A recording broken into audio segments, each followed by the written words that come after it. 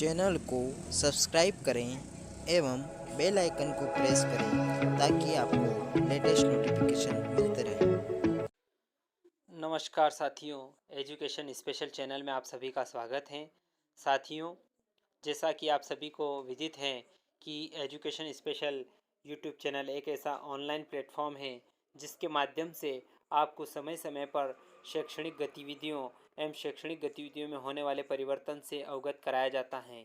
इसी परिप्रेक्ष्य में आज हम प्रश्न बैंक 2020-2021 की चर्चा करेंगे। प्रश्न बैंक लोक शिक्षण संचालनालय द्वारा जारी किया गया है, जिसमें इस वर्ष की जो वार्षिक परीक्षाएं होने वाली हैं, वो चाहे बोर्ड परीक्षा हो, चाहे 9वीं और 11वीं की परीक्षा हो, चाहे 10वीं और 12वीं की बोर्ड परीक्षा हो, उससे संबंधित प्रश्न इस प्रश्न बैंक से ही लगभग पूछे जाएंगे। तो जो डी और E1 और E2 के विद्यार्थी हैं उनको इन प्रश्न बैंक से तैयारी करें। साथ ही साथ इन प्रश्न बैंक में जितने भी प्रश्न हैं उनकी आप अच्छे से तैयारी कर लें। वीडियो की शुरुआत करने से पहले यदि आप चैनल पर नए हैं और अभी तक आपने चैनल को सब्सक्राइब नहीं किया है तो मित्रों, सबसे पहले आप चैनल को सब्सक्राइब कर लें और बेल आइकन को प्रेस कर लें ताकि आने वाले वीडियो के नोटिफिकेशन आपको मिलते रहेंगे। साथ ही साथ वीडियो को बिना स्किप किए हुए अंत तक देखें ताकि पूरा प्रश्न बैंक का है आपको आसानी से समझ में आ जाएगा। मैं आपको इस वीडियो के माध्यम से एक एक प्रश्न को उत्तर सहित समझाने वाला हूं, इसलिए आप वीडियो को अंत तक देखें, इस वीडियो पर अंत तक बने रहें। आइए हम वीडियो की शुरुआत करते हैं। तो साथियों, आज हम कक्षा 9वीं विज्ञान के महत्वपूर्ण प्रश्न जो कि परीक्षा में पूछे जा सकते हैं, वार्षिक परीक्षा में, उनके महत्वपूर्ण प्रश्नों को जानेंगे और समझने का प्रयास करेंगे। फिर भी कोई क्वेश्चन आपके समझ में नहीं आता है तो आप कमेंट करके हमसे पूछें। आपकी समस्या का समाधान करने में हमें खुशी महसूस होगी। साथ ही साथ वीडियो को बिना स्किप किए हुए आप अंत तक देखें। सबसे पहले अपन जान लेते हैं ब्लूप्रिंट में आपको समझा चुका हूँ। ब्लूप्रिंट के लिए अपन चर्चा नहीं करेंगे क्योंकि ब्लूप्रिंट का वीडियो आप प्लेलिस्ट में जाके देख सकते हैं।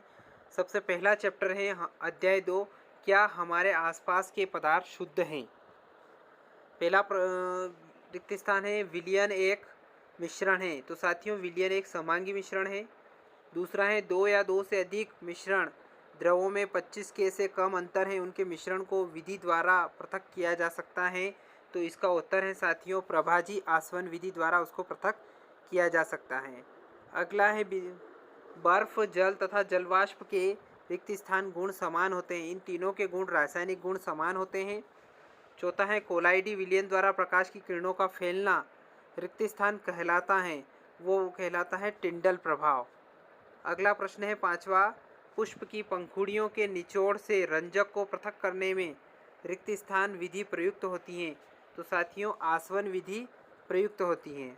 अगला प्रश्न है आसुत जल रिक्त स्थान विधि से प्राप्त किया जा सकता है। आसुत जल जो है आसवन विधि से उसको प्राप्त किया जा सकता है। सातवां है एक ही प्रकार के कणों से बनने वाले पदार्थ रिक्त स्थान पदार्थ कहलाते हैं। तो साथियों, एक ही प्रकार के कणों से जो पदार्थ बनते हैं उनको शुद्ध पदार्थ कहा जाता है, शुद्ध पदार्थ उनको कहते हैं। आठवां है विलयन के इकाई आयतन में उपस्थित विलय की मात्रा रिक्त स्थान कहलाती है, वो मात्रा सांद्रता कहलाती है। अगला प्रश्न है एक ही प्रकार के परमाणुओं से बने पदार्थ कहलाते हैं। तो एक ही प्रकार के परमाणुओं से बने पदार्थ तत्व कहलाते हैं, ये तत्व की परिभाषा है। दूध एक विलयन है, दूध जो है वो एक प्रकार से कोलाइडी विलयन है। अगला है किसी पदार्थ को ठोस से सीधे वाष्प में बदलने की क्रिया कहलाती है। ठोस से वाष्प में बदलने की क्रिया ऊर्ध्वपातन क्रिया कहलाती है। 12वां है रेत और जल के मिश्रण को कौन सी विधि से पृथक करेंगे। तो विधारण विधि द्वारा उसको पृथक किया जा सकता है। दूसरा प्रश्न है जोड़ी बनाइए। यौगिक, यौगिक के लिए आएगा SiO2। यौगिक में 2 या 2 से निश्चित अनुपात में जो पदार्थ मिले होते हैं उसको यौगिक कहा जाता है। दूसरा है तत्व, तत्व के लिए O आएगा। इसी प्रकार मिश्रण के NaCl प्लस H2O, मिश्रण में कोई निश्चित मात्रा नहीं होती है। अब इसके अतिलघुत्तरी प्रश्न जान लेते हैं पहले चैप्टर के। शुद्ध पदार्थ क्या हैं। ऐसे पदार्थ जिनमें मौजूद कण सभी के समान रासायनिक प्रकृति के होते हैं शुद्ध पदार्थ कहलाते हैं। एक शुद्ध पदार्थ एक ही प्रकार के कणों से मिलकर बना होता है। अगला प्रश्न, क्या हमारे आसपास के पदार्थ शुद्ध हैं? इसका उत्तर लिखेंगे, जब हम अपने चारों ओर देखते हैं तो पाते हैं कि सभी पदार्थ दो या दो से अधिक भाग अवयवों के मिलने से बने होते हैं। उदाहरण के लिए समुद्र का जल, खनिज, मिट्टी सभी मिश्रण हैं। इसी प्रकार से अन्य विभिन्न वस्तुएं जैसे दूध, जल, वसा आदि भी मिश्रण हैं। यह सभी वस्तुएं विभिन्न पदार्थों के मिश्रण हैं, अतः ये शुद्ध नहीं हैं। अगला प्रश्न है, मिश्रण से क्या समझते हो? मिश्रण से आप क्या समझते हो? दो या दो से अधिक शुद्ध पदार्थों के अनिश्चित अनुपात में मिलने से बने पदार्थ जिनमें उनके अवयवों के गुण विद्यमान रहते हैं मिश्रण कहलाते हैं। अगला प्रश्न है, मिश्रण कितने प्रकार के होते हैं? तो साथियों, अवयवों की प्रकृति के अनुसार विभिन्न प्रकार के मिश्रणों का निर्माण होता है। इस तरह मिश्रण के कई प्रकार के मिश्रण होते हैं, जैसे समांगी मिश्रण, विषमांगी मिश्रण आदि। अगला है, विलयन क्या है?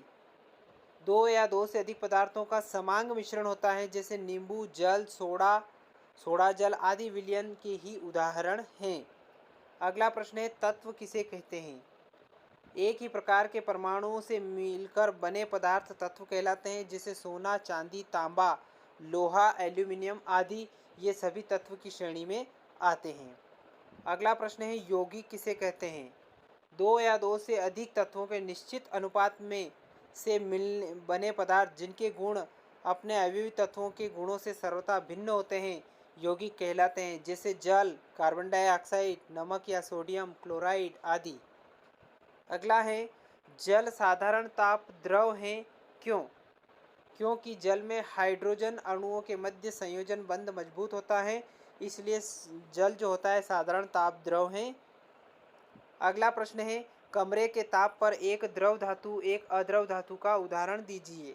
कमरे के ताप पर द्रव धातु पारा होती है और एक द्रव अधातु ब्रोमीन है। अगला प्रश्न महत्वपूर्ण प्रश्न है, धातु भौतिक परिवर्तन और रासायनिक परिवर्तन में अंतर लिखिए। ऐसा परिवर्तन जिसमें पदार्थ की भौतिक अवस्था बदल जाती है किंतु रासायनिक अवस्था में कोई परिवर्तन नहीं होता है, भौतिक परिवर्तन कहलाता है, जैसे लकड़ी से बुरादा बनना। इसी प्रकार रासायनिक परिवर्तन की बात करें तो ऐसा परिवर्तन जिसमें पदार्थ की भौतिक अवस्था के साथ साथ रासायनिक अवस्था भी बदल जाती है, जैसे दूध से दही का जमना। अगला है, शुद्ध पदार्थ एवं अशुद्ध पदार्थ में अंतर लिखिए। ऐसा पदार्थ जो एक ही प्रकार के कणों से बना होता है शुद्ध पदार्थ कहलाता है, जैसे सोना, चांदी आदि। और ऐसा पदार्थ जो विभिन्न प्रकार के कणों से बना होता है अशुद्ध पदार्थ कहलाता है, उदाहरण वायु। अगला प्रश्न है, निलंबन किसे कहते हैं? यह विषमांगी मिश्रण है जिसमें विलेय पदार्थ के कण घुलते नहीं हैं बल्कि माध्यम की समष्टि में निलंबित रहते हैं। ये कण आँखों से देखे जा सकते हैं, उन्हें निलंबन कहते हैं। अब लघुत्तरीय प्रश्नों को जान लेते हैं, जो कि 3 अंकों पर आधारित प्रश्न रहेंगे। पहला प्रश्न है, निम्नलिखित अभिलक्षणों वाले प्रत्येक मिश्रण का एक उदाहरण दीजिए। इन मिश्रण के अवयवों को पृथक करने की विधि का नाम भी बताइए। 2 अभिश्रणी विधि, द्रव क्वथनांकों में पर्याप्त अंतरण रखने वाले वाष्पशील अवयव, किसी विलयक में घुले 2 या 2 से अधिक रंगीन अवयव, और चौथा है, अवयवों में से जो ठोस से सीधे गैसीय अवस्था में परिवर्तित हो। जल एवं केरोसिन का मिश्रण, पृथक करने की विधि। पेट्रोल एवं डीजल का मिश्रण, आसवन प्रभाजी विधि। काली स्याही का जल में विलयन, उसको क्रोमेटोग्राफी विधि द्वारा अलग किया जा सकता है। नमक और अमोनियम क्लोराइड का मिश्रण, ऊर्ध्वपातन विधि द्वारा उसको अलग किया जा सकता है। अगला प्रश्न है, एक तत्व अत्यधिक ध्वनिक तथा तन्य है, आप इस तत्व को किस श्रेणी में वर्गीकृत करेंगे? इस तत्व के अन्य अभिलक्षणों को बताइए। तो इस तत्व को धातु तत्व की श्रेणी में वर्गीकृत करेंगे। इसके अभिलक्षण निम्नलिखित हैं। पहला लक्षण है, यह आघात वर्धनीय है, यह ऊष्मा विद्युत का सुचालक है, यह चमत्कारिक होता है और यह सामान्यतः ठोस तथा कठोर होता है। अगला प्रश्न है, संतृप्त विलयन बनों के लिए 36 ग्राम सोडियम क्लोराइड को 100 ग्राम जल में 293 केल्विन पर घोला जाता है, तो इसका सांद्रता बताइए। क्लोरीन का द्रव्यमान 36 ग्राम, जल विलायक का द्रव्यमान 100 ग्राम, विलयन का द्रव्यमान निकालें 36 + 100 ग्राम, इसका भाग देंगे तो 26.47 मान आ जाएगा। अब अगला प्रश्न है, आपको रेत, लोहे छिलन, अमोनियम क्लोराइड, सोडियम क्लोराइड युक्त मिश्रण दिया गया है। इस मिश्रण में इन अवयवों को पृथक करने के लिए प्रयुक्त प्रक्रियाओं को समझाइए। सर्वप्रथम मिश्रण को एक पात्र रखकर उसमें चुंबक घुमाते हैं, इससे लोहे की छिलन पृथक हो जाती है। इसे चुंबक को पृथक कर अलग रख लेते हैं। दूसरा है, मिश्रण में से ऊर्ध्वपातन की प्रक्रिया द्वारा ऊर्ध्वपातन अमोनियम क्लोराइड का पृथक कर लेते हैं। तीसरा है, मिश्रण को जल में घोलते हैं, जिससे सोडियम क्लोराइड जल में घुलनशील होने के कारण घुल जाता है और नीचे रेत तली में बैठ जाती है। चौथा है, इस विभाजन को फिल्टर पत्र से छानते हैं तो रेत फिल्टर पत्र के ऊपर अवशेष के रूप में बचता है तथा सोडियम क्लोराइड निस्यंत फिल्ट्रेट के रूप में बीकर में एकत्र हो जाता है। और पांचवा है, सोडियम क्लोराइड वाले निस्यंत विलयन को गर्म करते हैं तो जल वाष्पीकृत होकर उड़ जाता है तथा सोडियम क्लोराइड के क्रिस्टल शेष रह जाते हैं। अगला प्रश्न है, मिश्रण एवं यौगिक में अंतर स्पष्ट कीजिए। मिश्रण और यौगिक में अंतर। मिश्रण दो या दो से अधिक शुद्ध पदार्थों के द्वारा बना होता है। रासायनिक क्रिया के निर्मित पदार्थ मिश्रण होता है।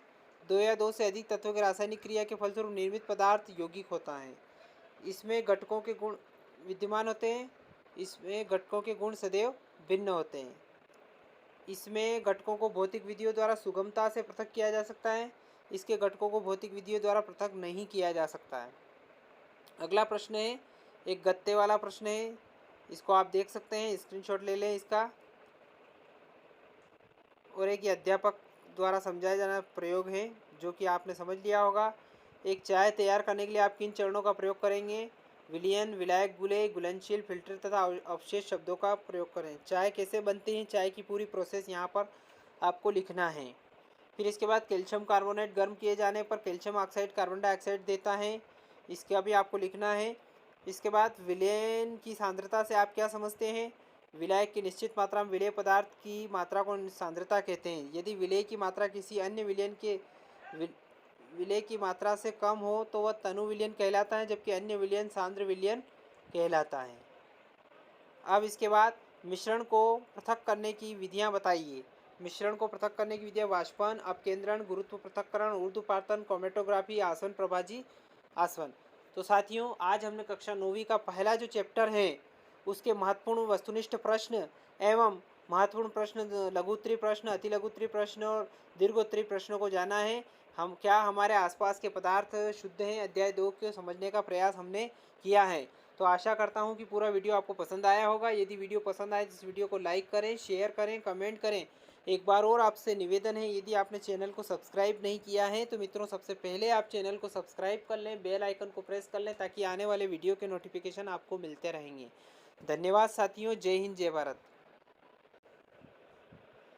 नमस्कार साथियों, आज हम कक्षा 9वीं के अध्याय 6 उत्तक के महत्वपूर्ण प्रश्नों, वस्तुनिष्ठ प्रश्नों, लघुत्तरीय प्रश्न, दीर्घोत्तरीय प्रश्नों सभी को समझने का प्रयास करेंगे।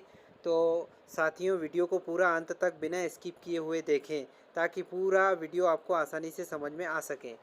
तो एक बार और आपसे निवेदन है, यदि आपने चैनल को सब्सक्राइब नहीं किया है तो चैनल को सब्सक्राइब कर लें ताकि आने वाले वीडियो के नोटिफिकेशन आपको मिलते रहेंगे। आइए शुरुआत करते हैं। जिम्नोस्पर्म में पाया जाने वाला जल संवहन उत्तक कौन सा है? तो वो साथियों वाहिका है। पेरेनकाइमा कोशिका है, पतली भित्ति दीवार होती है। इसके बाद ऐच्छिक पेशियाँ पाई जाती हैं। ऐच्छिक पेशियाँ पाद के अंतर पाई जाती हैं। मनुष्य के शरीर में वसा का संचय होता है, तो मनुष्य के शरीर में जो होता है एडिपोज उत्तक के अंतर्गत वसा का संचय होता है। किस उत्तक में मृत कोशिकाएं पाई जाती हैं? तो साथियों, स्क्लेरेनकाइमा के अंतर्गत मृत कोशिका पाई जाती हैं। रक्त जो है तरल संयोजी उत्तक है। इसके बाद जाइलम फाइबर का कार्य है। जाइलम फाइबर का कार्य सहारा देना होता है। इसके बाद अगला प्रश्न है, दो अस्थियां आपस में जुड़ी होती हैं, उसको स्नायु कहा जाता है। इसके बाद प्रविभाजी उत्तक पाए जाते हैं। प्रविभाजी उत्तक पौधों में पाए जाते हैं। उपास्थि नहीं पाई जाती। उपास्थि जो है वो वृक्क के अंतर्गत नहीं पाई जाती हैं। अस्थि की मैट्रिक्स में पाया जाता है। अस्थि की मैट्रिक्स में कैल्शियम तथा फास्फोरस दोनों पाया जाता है। तंत्रिका उत्तक का अभाव होता है। तंत्रिका उत्तक का अभाव टेंडन का अभाव होता है। नारियल का रेशे युक्त छिलका बना होता है। नारियल का जो रेशेयुक्त छिलका होता है वो स्क्लेरेनकाइमा का बना होता है। रक्त का अधात्री भाग कहलाता है। रक्त का जो अधात्री भाग होता है उसको प्लाज्मा कहते हैं, प्लाज्मा कहलाता है। अगला प्रश्न है, पत्तियों की एपिडर्मिस में पाए जाने वाले छिद्रों को कहते हैं। तो एपिडर्मिस में पाए जाने वाले छिद्रों को स्टोमेटा कहा जाता है। अगला है, एक वाक्य में उत्तर दीजिए। निम्नलिखित ऊतकों के नाम लिखिए। ऊतक जो मुंह के भीतरी स्तर का निर्माण करता है, सरल शल की एपिथीलियम। ऊतक जो मनुष्य में पेशियों को अस्थियों को जोड़ता है उसको कंडरा कहा जाता है। ऊतक जो पौधों में भोजन का संवहन करता है उसको फ्लोएम कहा जाता है। ऊतक जो शरीर में वसा का संचयन करता है उसको एडिपोज ऊतक कहा जाता है। तरल अगात्री संयोजी ऊतक उसको रक्त कहा जाता है। मस्तिष्क में स्थित ऊतक उसको तंत्रिका ऊतक कहा जाता है। इसी प्रकार सातवां है, ऊतक जो पौधों में जल व खनिज लवणों का संवहन करता है उसको जाइलम ऊतक कहा जाता है। बात करते हैं अगले ऊतक की। जो दो अस्थियों को आपस जोड़ने वाले ऊतक को स्नायु ऊतक कहा जाता है। अब हम जानेंगे अति लघुत्री प्रश्न, जो कि बहुत ही महत्वपूर्ण प्रश्न है। इन प्रश्नों को आप 2-3 बार सुनेंगे तो अच्छे से आपको याद हो जाएंगे और इनकी तैयारी आप अनिवार्य रूप से करें। एरियोलायर ऊतक के कार्य लिखिए। पहला कार्य है, दो अंगों के बीच रिक्त स्थान को पूर्ण करता है। आंतरिक अंगों को सहारा प्रदान करने का कार्य करता है। ऊतकों की मरम्मत में सहायता करता है।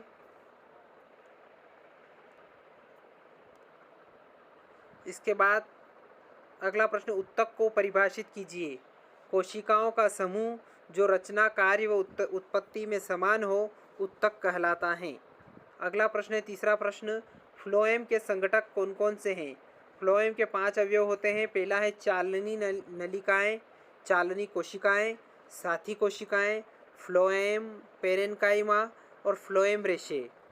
इसके बाद अगला प्रश्न है, पेरेनकाइमा व कालेनकाइमा में क्या अंतर है? 2 अंतर बताइए। पेरेनकाइमा इनकी भित्ति, कोशिका भित्ति पतली होती है। कालेनकाइमा की जो कोशिका भित्ति होती है पतली और कोनों पर मोटी होती है। इसी प्रकार पेरेनकाइमा की भित्ति जो होती है सेल्यूलोज की बनी होती है और कालेनकाइमा की जो भित्ति होती है सेल्यूलोज व पेक्टिक पदार्थ की बनी होती है। अगला प्रश्न है, स्टोमेटा के 2 मुख्य कार्य लिखिए। स्टोमेटा के कार्य, गैसों के आदान प्रदान में सहायक होता है और वाष्पोत्सर्जन की क्रिया में सहायक होता है। तो ये दोनों कार्य हैं स्टोमेटा के। इसके बाद अगला है, पौधे में एपिडर्मिस की क्या भूमिका है? पौधों में एपिडर्मिस की भूमिका निम्नलिखित है। पहला, संक्रमण से रक्षा करना, शरीर से जल की हानि, शुष्कन को रोकना। इसके बाद अगला प्रश्न है, लघुत्री प्रश्न, 3 अंकों वाले प्रश्न। पहला प्रश्न है, जाइलम और फ्लोएम में अंतर बताइए। बहुत ही महत्वपूर्ण प्रश्न है, ये परीक्षा में पूछा जाता है, आप इसकी अच्छे से तैयारी करें। यह खनिज व जल व खनिज लवणों का संवहन करता है। फ्लोएम यह भोज्य पदार्थों का संवहन करता है। जाइलम के द्वारा संवहन क्रिया नीचे से ऊपर की ओर होती है। फ्लोएम के द्वारा संवहन क्रिया ऊपर से नीचे की ओर होती है। यह निर्जीव ऊतक होता है जाइलम, और फ्लोएम सजीव ऊतक होता है। अगला प्रश्न है, हृदयक पेशी के 3 लक्षण लिखिए। हृदयक पेशी के 3 लक्षण निम्नलिखित हैं। पहला लक्षण है, हृदयक पेशी अनैच्छिक पेशियों से बना होता है। पूरे जीवन लयबद्ध संकुचन व प्रसरण करती है। कोशिकाएं बेलनाकार व केंद्रक व शाखा युक्त होते हैं। तीसरा प्रश्न, पौधों में वाष्पोत्सर्जन से क्या लाभ है? कोई 3 लिखिए। जल के संवहन में भूमिका निभाता है, वातावरण में नमी बनी रहती है और अतिरिक्त जल को बाहर निकालने में सहायक होता है। अगला है, सरल ऊतक एवं जटिल ऊतक में क्या अंतर है? लिखिए, कोई 3 अंतर आप बताइए। पहला, सरल ऊतक के अंतर्गत यह एक तरह की कोशिकाओं से बना होता है। जटिल ऊतक की तरफ यह एक से अधिक प्रकार की कोशिकाओं से बना होता है। सरल ऊतक एक समान कार्य करते हैं, जटिल ऊतक एक से अधिक प्रकार के कार्य करते हैं। सरल ऊतक पौधों को सहारा प्रदान करते हैं, भोजन का भंडारण करते हैं। जटिल ऊतक संवहन का कार्य करते हैं। अब 4 अंकों वाले प्रश्नों को हम जानेंगे। बहुकोशिकीय जीवों में ऊतक की क्या भूमिका है? बहुकोशिकीय जीवों में लाखों कोशिकाएं होती हैं जो परस्पर मिलकर ऊतकों के विशेष रूप से कार्यों को संपन्न कराती हैं। मनुष्यों तथा पशु पक्षियों में पेशी ऊतकों के द्वारा चलन व गति होती है। तंत्रिका ऊतक संवेगों संदेशों का वहन करता है। रक्त, ऑक्सीजन, भोजन हार्मोन्स तथा अपशिष्ट पदार्थों का वहन करता है। पौधों में जल तथा भोजन का परिवहन उत्तक द्वारा होता है। पौधों में तथा जंतुओं में दृढ़ता उत्तकों के कारण होती है। जंतुओं में कंकाल का निर्माण उत्तकों के माध्यम से ही होता है। अगला प्रश्न है, पौधों में एपिडर्मिस की भूमिका को समझाइए। पौधों की संपूर्ण बाहरी सतह एपिडर्मिस से ढकी रहती है। यह एपिडर्मिस पौधों के लिए कई महत्वपूर्ण कार्यों को करती है, जैसे यह पौधों के बाहरी भागों की रक्षा करती है। यह परजीवी कवक के प्रवेश से पौधों की रक्षा करती है। यह जल हानि को रोकने में सहायता करती है। और चौथा पॉइंट है, एपिडर्मिस की सतह पर स्टोमेटा पाए जाते हैं जो गैसों के आदान प्रदान करने में सहायता करते हैं। और पांचवा पॉइंट है, वाष्पोत्सर्जन की क्रिया द्वारा पौधों के ताप को भी नियंत्रित करती हैं। तो साथियों, ये थे पौधों में एपिडर्मिस की महत्वपूर्ण भूमिका के महत्वपूर्ण बिंदु। 5 बिंदु आपको तैयार करना है। तो साथियों, आज हमने कक्षा 9वीं का जो चैप्टर है उत्तक वाला चैप्टर को कंप्लीट किया है। उत्तक के महत्वपूर्ण प्रश्नों, वस्तुनिष्ठ प्रश्नों और लघु उत्तरीय और दीर्घ उत्तरीय प्रश्नों को हमने जानने का प्रयास किया है। तो आशा करता हूं कि सारे प्रश्न आपको समझ में आ चुके होंगे। फिर भी कोई कमी लगती है या कोई त्रुटि है तो उसके लिए आप क्षमा करें और आप कमेंट करके हमें बताएं, ताकि आपकी जो भी समस्या हो कमेंट करके बताएं। हम समस्या का समाधान करने में हमें खुशी होगी। और एक बार और आपसे निवेदन है, यदि आपने अभी तक चैनल को सब्सक्राइब नहीं किया है तो मित्रों, सबसे पहले आप चैनल को सब्सक्राइब कर लें, बेल आइकन को प्रेस कर लें, ताकि आने वाले वीडियो के नोटिफिकेशन आपको मिलते रहेंगे। धन्यवाद साथियों। जय हिंद, जय भारत। तो साथियों, आज हम कक्षा 9वीं का अध्याय 8 गति को जानने का प्रयास करेंगे। गति के महत्वपूर्ण वस्तुनिष्ठ प्रश्न, अति लघु उत्तरीय प्रश्न, लघु उत्तरीय प्रश्न और दीर्घ उत्तरीय प्रश्नों को हम जानेंगे। और पूरे वीडियो को आप अंत तक देखें बिना स्किप किए हुए, ताकि आपको सारे उत्तर आसानी से समझ में आ जाएंगे। तो साथियों, वीडियो की शुरुआत करते हैं हम। पहला प्रश्न है वस्तुनिष्ठ प्रश्न के अंतर्गत, यदि कोई वस्तु समय के सापेक्ष अपनी स्थिति बदल रही है तो उसे कहते हैं, उस अवस्था को हम गतिशील अवस्था कहते हैं। दूसरा प्रश्न है, प्रति इकाई समय में चली गई दूरी को कहते हैं। प्रति इकाई समय में चली गई दूरी को साथियों चाल कहा जाता है। तीसरा प्रश्न है, वेग समय ग्राफ का क्षेत्रफल बताता है। तो वेग जो होता है वो विस्थापन का ग्राफ के क्षेत्रफल बताता है। निम्न ग्राफ में किस भाग में वेग एक समान है? तो साथियों, जो ए और बी वाला भाग है, ए और बी वाला भाग है उसमें वेग समान है। अगला है, वेग का एसआई मात्रक है। वेग का जो एसआई मात्रक है ms की पावर -1, ये वेग का एसआई मात्रक है, याद रखें। अब अति लघु उत्तरीय प्रश्नों को जानेंगे, जो 2 अंक के होते हैं उन प्रश्नों को जानेंगे। आप एक वृत्ताकार मैदान के 2 चक्कर पूरे करते हैं, आपके द्वारा तय की गई दूरी और विस्थापन बताइए। तो साथियों, तय दूरी बराबर होती है वृत्त की परिधि का 2 गुना और कुल विस्थापन 0 है, क्योंकि हम अपनी प्रारंभिक स्थिति पर ही वापस आ जाएंगे। क्योंकि वृत्त जैसे हम मैदान के चक्कर लगाते हैं तो परिधि का 2 गुना हो जाता है। और इसी प्रकार इसका जो विस्थापन होता है, यहाँ से शुरू करते हैं यहीं ख़त्म हो जाता है, इसलिए विस्थापन 0 हो जाता है, क्योंकि हम प्रारंभिक स्थिति पर आ जाते हैं। औसत चाल किसे कहते हैं? किसी वस्तु द्वारा तय की गई कुल दूरी और इस दूरी को तय करने में जो समय लगता है, इन दोनों के अनुपात को हम औसत चाल कहते हैं। औसत चाल बराबर तय की गई दूरी करने में लगा कुल समय बटे कुल तय की गई दूरी बटे तय की गई दूरी में लगा कुल समय, यह आएगा। तो कुल दूरी बटे जो समय लगता है उसको औसत चाल कहा जाता है। अगला प्रश्न, एक समान और असमान गति को स्पष्ट कीजिए। यदि कोई वस्तु समान समय अंतराल में समान दूरी तय करे तो उसकी गति को एक समान गति कहते हैं। यदि कोई वस्तु समान समय अंतराल में असमान दूरी तय करे तो उसे असमान गति कहते हैं। अगला प्रश्न है, एक समान वृत्तीय गति किसे कहते हैं?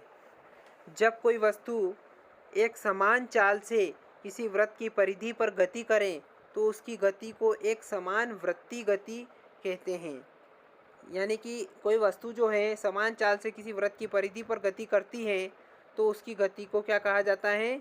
वृत्तीय गति। वृत्त की परिधि मतलब जैसे एक मैदान के यदि उससे चक्कर लगाते हैं तो इसको वृत्तीय गति कहा जाता है।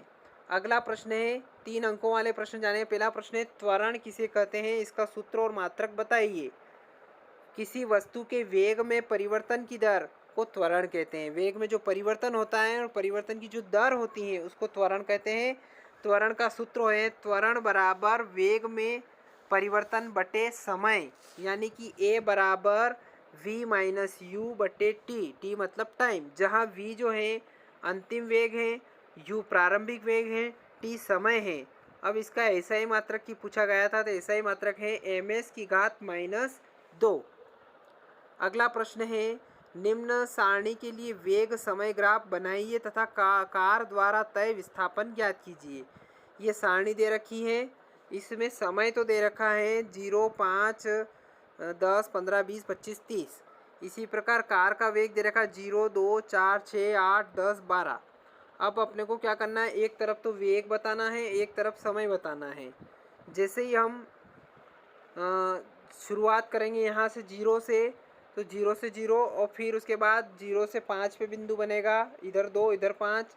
इसी प्रकार से अपने को बताना है, तो ये इस प्रकार का ग्राफ तैयार होगा। अब विस्थापन देख लेते हैं इसका। विस्थापन बराबर ग्राफ का समय अक्ष से घिरा क्षेत्रफल त्रिभुज ओ ए बी डीके का क्षेत्रफल 1/2 ओ बी बटे ए बी। 1/2 ओ बी का मान जो है, ओ बी जो है 30, ए बी है, ए बी कितना है, यहाँ से यहाँ तक 12 है। कितना है? 12। 30 गुणित 12 बटे 1/2, तो यानी कि पूरा 180 मीटर इसका क्षेत्रफल आ जाएगा। अगला प्रश्न है, रमेश अपने घर से 8 बजे निकलता है सुबह एवं 2 मीटर प्रति सेकंड की चाल से 10 मिनट में बाजार पहुंचता है। वहां 15 मिनट रुककर 5 मिनट में घर वापस आ जाता है। उचित पैमाना मानकर रमेश की गति का दूरी समय ग्राफ बनाइए। सबसे पहले चाल दे रखी 2 मीटर प्रति सेकंड, तो 10 मिनट में यानी 600 सेकंड में तय की गई दूरी हो जाएगी 1200 मीटर।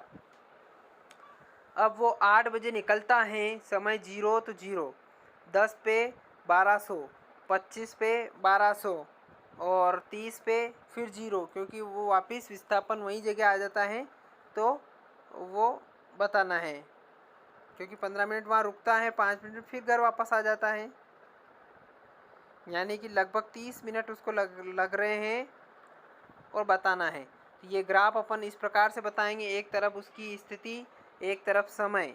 10 मिनट में पहुंचता है, इतने देर वो रुकता है 25 तक और वापस घर आ जाता है। वेग की सहायता से हम निम्न u प्लस ए टी ज्ञात कर सकते हैं और इसका सूत्र लगा के हम इस प्रकार से उसका हल ज्ञात कर सकते हैं। प्रारंभिक वेग u है, अंतिम वेग v और t समय है।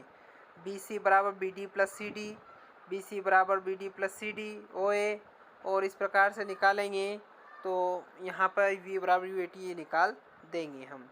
अब अगला प्रश्न है, 2-3 प्रश्न और हैं, हम इनको देख लेते हैं, कंप्लीट कर लेते हैं। जब आसमान में बादल छाए होते हैं तो बिजली चमकने और बादलों की गरजने की क्रिया बार बार होती है। पहले बिजली की चमक दिखाई देती है, उसके पश्चात बादलों की गरजने की आवाज़ आती है। ऐसा क्यों होता है? यदि बिजली की चमक या बादलों के समय के मध्य अंतराल 4 सेकंड हो तो बिजली गिरने के निकटतम बिंदु की दूरी का परिकलन करना है। वायु में ध्वनि की चाल होती है 346 मीटर प्रति सेकेंड। लिखेंगे प्रकाश की चाल बहुत अधिक होती है, 3 लाख किलोमीटर प्रति सेकंड होती है, तथा ध्वनि चाल बहुत कम 346 मीटर प्रति सेकंड होती है।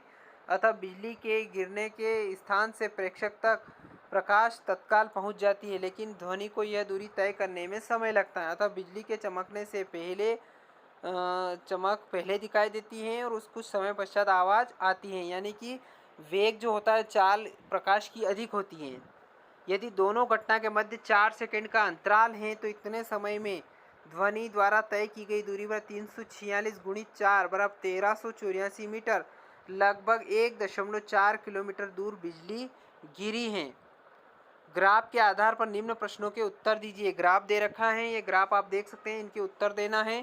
पहला ए द्वारा तय की गई दूरी, ए ने कितनी दूरी तय करी, ए के जस्ट सामने देख लो, किसके द्वारा अधिक दूरी तय की गई, ए या बी, और किसके द्वारा अधिक वेग ए या बी, कौन सी वस्तु बाद में चलना प्रारंभ करती है और अधिक चाल वाली कार कितने बाद कम चाल वाली कार को ओवरटेक करती है। अब सभी के उत्तर जानेंगे।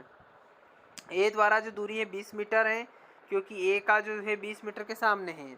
बी द्वारा तय की गई दूरी, दूसरे का उत्तर।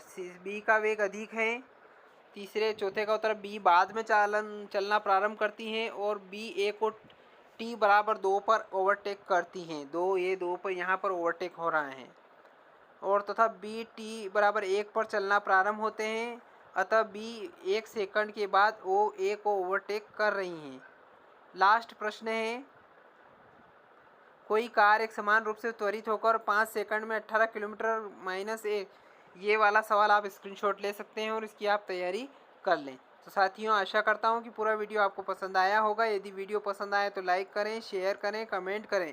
एक बार और आपसे निवेदन है, यदि आपने चैनल को सब्सक्राइब नहीं किया है तो चैनल को सब्सक्राइब कर लें, बेल आइकन को प्रेस कर लें ताकि आने वाले वीडियो के नोटिफिकेशन मिलते रहेंगे। धन्यवाद साथियों, जय हिंद, जय भारत। चैनल को सब्सक्राइब करें एवं बेल आइकन को प्रेस करें ताकि आपको लेटेस्ट नोटिफिकेशन मिलते रहे।